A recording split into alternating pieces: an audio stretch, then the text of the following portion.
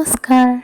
আহকচোন আজি বনাওঁ সোৱাদ লগা কেকুৰাৰ তৰকাৰী এখন এয়া দেখিছে নহয় মই বাছি কুচি ল'লোঁ ধুনীয়াকৈ কেকুৰাখিনি তাৰপাছত নিমখ হালধি দি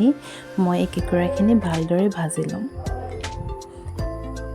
এয়া দেখিছে নহয় কেকুৰাখিনি মোৰ ভাজা হৈ গ'ল এইখিনি মই এতিয়া সাইড কৰি থৈ দিম তাৰপাছত মই মছলাৰ বাবে গোটা জিৰা গোটা ধনিয়া গোটা গোলমৰিচখিনি শুকানকৈ মিক্সিত পিচি ল'ম তাৰপিছত আদা নহৰু জলকীয়া পিঁয়াজ আৰু অলপমান পানী দি ভালদৰে মছলাখিনি পিচি ল'ম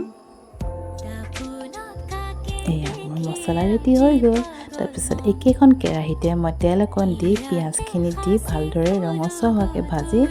মই মছলাখিনি দি দিম লগতে দিম কাশ্মীৰী লাল মৰিচ অকণ তাৰপাছত হালধি অকণ লগতে পানী অলপো যাতে মছলাখিনি জ্বলি নাযায় মছলাখিনি ভালদৰে ভাজা হৈ গ'ল তাৰপিছত মই দি দিম ভাজি থোৱা কেকুৰাখিনি লগতে দিম চিকেন মছলা অকণো ভালকৈ ভাজি মই ইয়াতে দিম উতলি থকা গৰম পানী অকণ জোলৰ বাবে এয়া তাৰপাছত মই দিম ইলাচি লং দালচিনি গৰম মছলা অকণ এয়া গৰম মছলাখিনি পিচি ল'লোঁ পিচি উঠি মই সেই উতলি থকা তৰকাৰীখিনিত মই দি দিম তাৰপিছত 5 মিনিট আৰু অলপ উতলিব দিম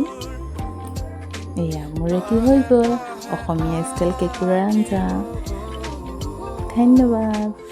ভাল লাগিল যদি মোৰ চেনেলটো লাইক শ্বেয়াৰ এণ্ড ছাবস্ক্ৰাইব কৰিব নাপাহৰিব